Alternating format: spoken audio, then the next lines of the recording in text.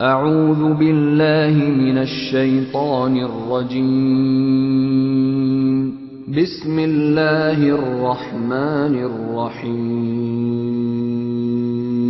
من يضلله فلا هادي له وأشهد أن لا إله إلا الله وحده لا شريك له وأشهد أن محمدا عبده ورسوله أما بعد فأعوذ بالله السميع العليم من الشيطان الرجيم من همزه ونفخه ونفثه بسم الله الرحمن الرحيم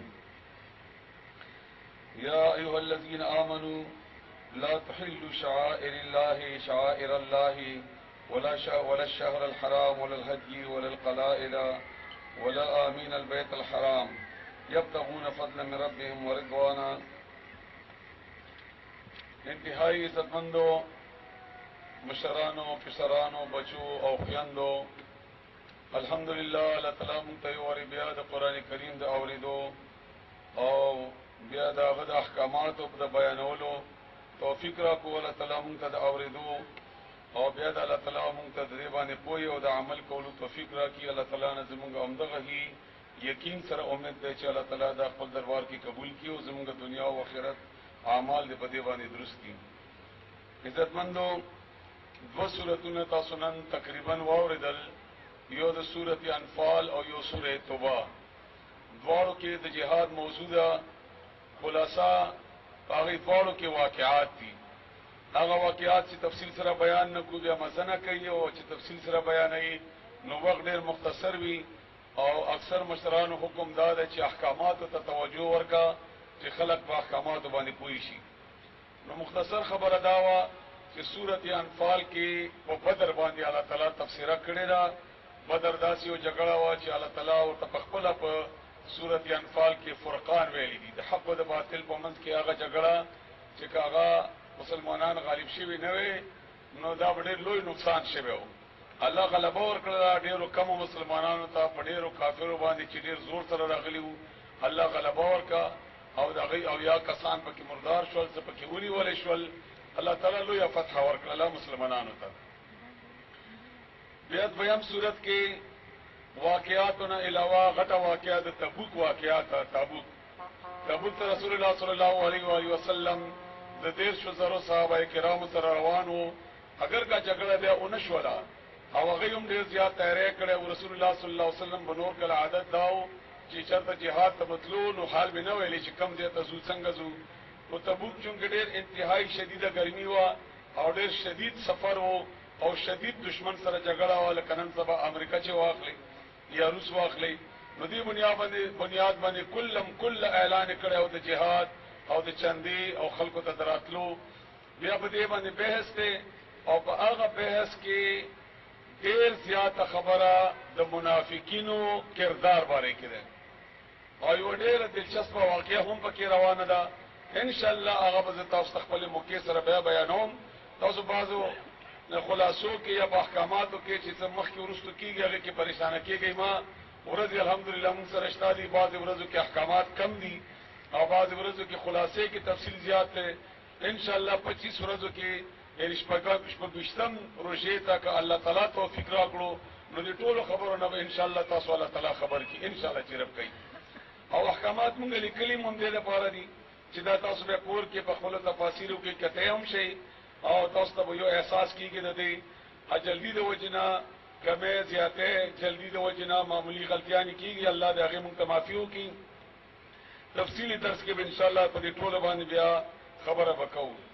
احکامات شروع کوو. احکامات کې بعض احکامات سیدی چې تاسو تعلق تقریبا ورته نشته، کوشش کوم چې هغه نه صرف تاسو خبر کما خو بعض احکامات په اخره کې انتهایی ضروری دي. دومره ضروری دی چې هغه نه بغیر ایمان مکمل کېدی نشي. ایمان هغه نه بغیر مکمل نه وي. نو درخواست کوم تاسو ته چې ډېر توجه سره او ډېر توجه سره احکامات او خاص کر اخیری احکامات واورئ او یو بل توجه درکو. کوشش کوئ چې تاسو کم از کم یو کسان سره اضافي راولئ. ختمونه تقریبا 9:30 لس بجې لسنیمه پورې خلکو جماعتونو کې جمع کیږي. لږ تاسو کوشش وکئ نو دا کم تعداد چې وي دا فتو دریتو یا څلرتو کې دو کې دیشي داغه باره کې محکمات نن احکامات ته لږ توجه سره تاسو وګونی سي. ټولنه اول د سورته مائده د احکامات د سورته مائده دی ګوره موږ لا احکاماتو کې انفال او توبه ته نه ورسېدلی دا ان شاء الله سبب سبا کې برسو ان شاء الله. نو سورته مائده دویم نمبر کې حکم دا دی چې یا ایه الذین آمنو لا تحلوا شعائر الله یا مؤمنانو د الله شاعر جائز مګنئ. شاعر د شاعره جمع ده. شاعره ویل کیږي پہچان تا هغه نشانه انسیگنیا چاغه باندې قوم کله ایمان دین وغیرہ دا پیژندل کیږي. لکه مثلا پاکستان ده د پاکستان په شاعرو کې د پاکستان جنډه ده د پاکستان ترانه ده همدا رنګ د سرحد د خیبر پختونخوا هغه گیټ ده وغیرہ وغیرہ. نو تاسو چې د خپل وطن څومره مینه وي دومره به د دې نشاناتو ته احترام کوي. دلته شعائر الله دي شاعره جمع ده د الله نشانه د الله نشانه. نو په دې کې نشانو کې مقامات هم دي احکامات هم دي او دین علاوه لکه مثلا قرآن دا د الله تعالی شاعره ده. د رسول الله صلی الله علیه وسلم حدیث دا د الله تعالی شاعره ده. بیت الله دا د الله شاعره ده. مسجد نبوی دا د الله شاعره ده. جمعات دا د الله شاعره ده. قرآن کریم بنیاد باندې احکامات یا د رسول الله صلی الله علیه وسلم احکامات لکه مثلا ګیره دا د رسول الله صلی الله علیه وسلم سنت بنیاد باندې پر خو دي دا نو دا د رسول الله صلی الله علیه وسلم د سنتنا د شاعرنا یو شاعره ده. نو د دې ټولو احترام کول دا باقاعده په مسلمانانو باندې لازم او واجب دی. دینه بغیر د دې ایمان مکمل کیږي نه. یعنی نه پر خودل پکار دي او نه به حرمتي پکار ده. د الله د نشاناتو به حرمتي نه کوي. دا پہچان دی د الله د الله د دین پہچان د الله تعالی د دین پیژندګلنه. ولا شهر الحرام د حرمت میاشت به احترامي نه کوي. څلور میاشتې دي ذل حجه ذل قعده او محرم او رجب. دا درې میاشتونو باندې په دې کې چونکی د حج سفر کېدو او د څلورمې میاشت رجب کې عموما د عمره سفر وکړو. نو دیو جنا په دې کې به د ابراهيم عليه السلام نو واخلا او بیا ورسته په سورته یونس کې او سورته توبه کې راځي چې کله نه الله تعالی د دنیا زمکه او اسمان پیدا کړی دي هغه وخت نه د دولس میاشتې دي او دغه دولس میاشتو کې د څلور د حرمت ولري. کافر به هم په دې کې یو بل سره جګړه نه کوله چې آرام سره حج او عمره او د دې سفر خلک په آرام سره کوي. دیو جن د دې احترام الله طرف نه دی. ولل هدی هغه قربانی چې حاجی ودان سره وړله د حج کې علالولو د پاره د حج تمتع یا د حج قران د پاره دا غي به احترامي مکوي. ولل قلائد دا د قلاده جمع ده د قربانی جناور. د خاریان موږ عموما په خبر کې ګورو چې کومه جناور د قربانی لپاره واخلي بیا ګنګروګان ورته واچي او هارونه ورته واچي لکه عزت احترامي کوي. بهرحال د دې عزت احترام دا د الله تعالی طرف نه نشانه ده. دغه دا الله په نوم باندې اغسته دی والله د لپاره قرباني کوي نو د دې احترام کوه. ولا امین البيت الحرام بیت الحرام ته چې اراده کړی دا هغه مال دی کسړې دی کسفر دی حتی کې کده تجارت مال ولې نه دی.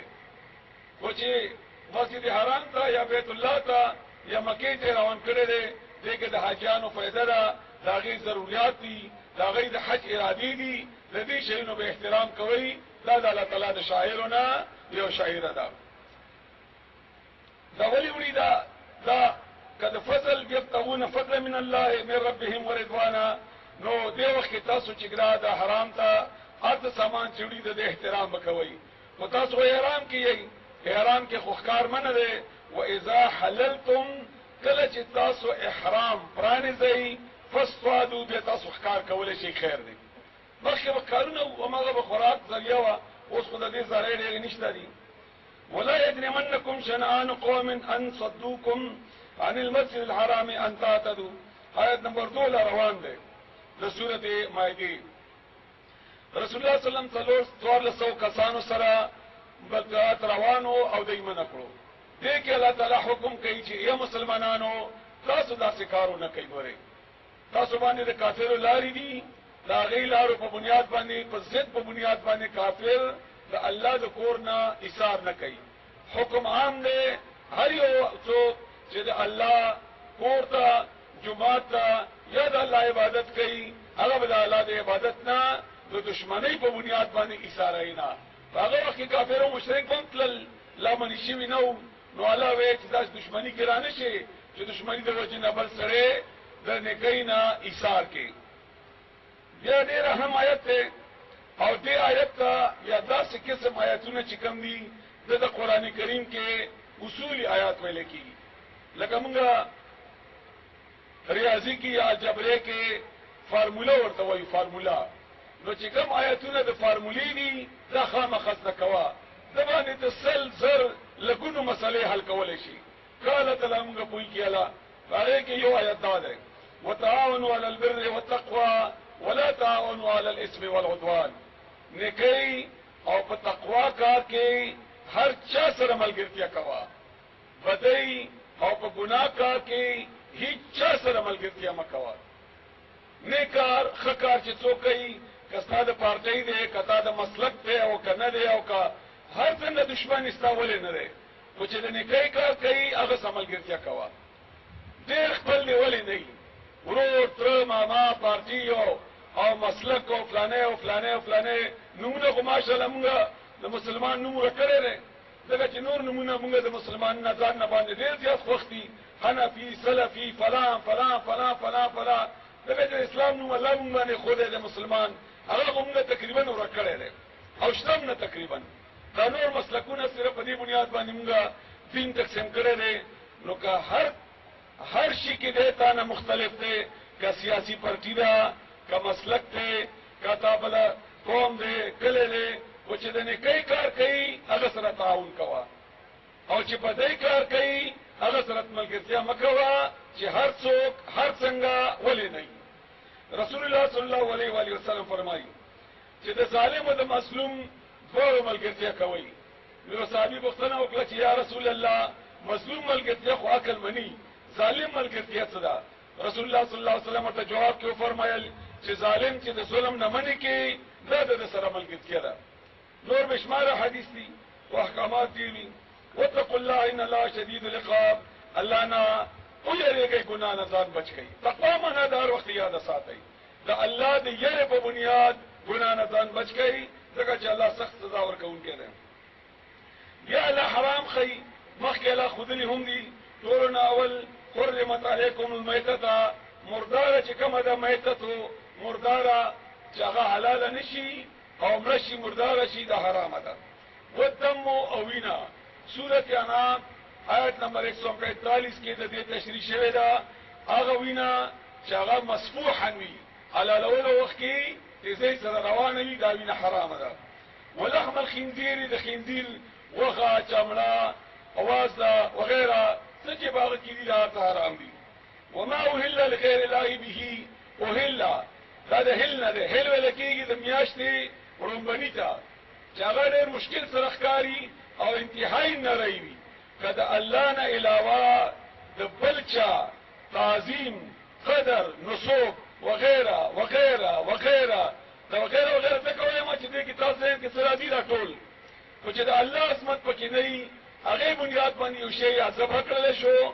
یا اومنل شو دا حرام دی سوا دا هغه ملمنه چې ته دا هغه اکرام کوي عزت او احترام کوي هغه بنیاد باندې کاغذ ته چر ګټ وغیرہ علی خیر دی خدانه علاوه داسې جرګې ته علی چې تا هغه جرګې نه تم او لالچ کوي چې زما په حق کې به فیصله وکي قاضي دی تا په حق کې فیصله وکي بل پولیس افسر دی تا په حق کې به فیصله وکي وغیرہ مړ دی بابا صاحب دی قبر دی بت دی استانه ده خود الله نه علاوه چې بل چا आवाज به وشي یا دا ټول قران کې ختم کی استاد سره کې دا غبل شي تعظیم دی نو الله تعالی فرمایي دا مخره دا حرام دی والمنخنقه هغه چې هغه مړی خپي کړي شي دا حرام ده والموقوزه پسېټو وهلي شي او مړ کړي شي دا حرام ده والمترديه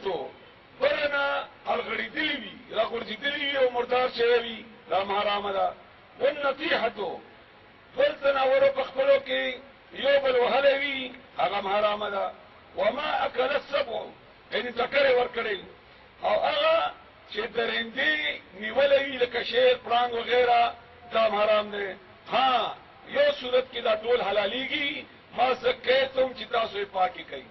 پاکیږي به څه سای وتلې نه ده ته ور ورسېدې او چاړه دې پرې راتېره کړه. ها معمولی اختلاف د مسلک پکې شته چې کچېرې ته چړې ته موقع نه میلاویږي ځان نه درکوي تښتي بل ځای باندې دې وار وکړو وغیره خو د هغه تیزۍ سره وینه ووته دا معمولی مسلک اختلاف دی. بهتره خبره دا ده چې دې ځای باندې چاړې راتېره کړه دا هم حرام دي. وما ذبح علی النصب نصب وایي استانې ته د الله نه علاوه د بل چا نوم باندې چې هر یو شی مشهور شوی وي که مناره ده که گنبد ده که قبر ده که بت ده که نشان ده که پہچان ده که ونه ده که غر ده که بوټی ده خو الله نه علاوه یو دی په بل نوم باندې مشهور شوی دی په دې باندې چې هر شی ذبح کړی شو یا چا بوتل وغیره دا حرام دي. ها مقتدا تفصیل خو دې کې نه ویلېږي دومره تاسو دې باندې پوه شوئ. نصوب استانه الله نه علاوه د بل چا دا کوم چې زمونږ څومره زیارتونه دي په دې کې چې کوم دیګونه پخېږي یا خلک خوري یا تقسیموي دا الله نه علاوه دي دا ټول حرام دي. وان تستقسموا بالازلام دا د ظلمون جمع دی چې تاسو په غشو باندې تقسیم کوي. دوی به درې غشي په یو لفافې کې اچولي وو کافرو یو باندې به لیکلي افعل یو باندې به لیکلي لا تفعل یو باندې به هیڅ نه ولیکلي. نو بیا به ویلې دا کار وکړه نو بس وکړه حکم شوی دی بس کوه کار مه کوه بس مه کوه کار خاموشي ده نو غشه بیا واچوه یعنې څنګه خو هغه هغسې وکړه. بعضې خلکو به مرغان الوزول ځنه ورته طائرون وایي مرغۍ مې والوزوله ښي طرف ته ولاړه وایي دا کار کوه چپ طرف ته ولاړه وایي دا کار مه کوه سیده ولاړه وایي دا ته اجازت دی. دا عادتونه مونږ کې اوسه پورې شته دي. ښۍ سترګه مې ورپېده چپه سترګه ورپېده فلانی چل وشو دا چل وشو کارغې وغږېدو او کپوس راغې او ګیدړ راغې مخې ته مې سویه تېره شوه او ګاډو ته ګوره چا به تورې کپړې بې ځوړندې کړي وي چا به څپلۍ بې ځوړنده کړي څپلۍ راولې څپلۍ وغیره وغیره. الله فرمایي وإن يمسسك الله بضر فلا کاشف له الله نقصان در ورسوي دا شیونه ایثارولی نشي. او دا د بني اسرائیلو شیونه دي. رسول الله صلی الله علیه وسلم په دعا ښودلې ده چې کله تا په ذهن کې داسې سوال شک راشي چپه سترګه دې ورپېده غوږ کې دې اواز وشو وغیره نو هغه وخت کې دا دعا کوه اللهم لا خیر الا خیرک ولا طائر الا طائرک. ای الله تعالی هیڅ بدفعلي نشته الا دا چې تا ما دپاره خو څه خوښ کړي دي. هیڅ خیر هیچا په لاس کې نشته الا دا چې تا ما ته خوښ کړي.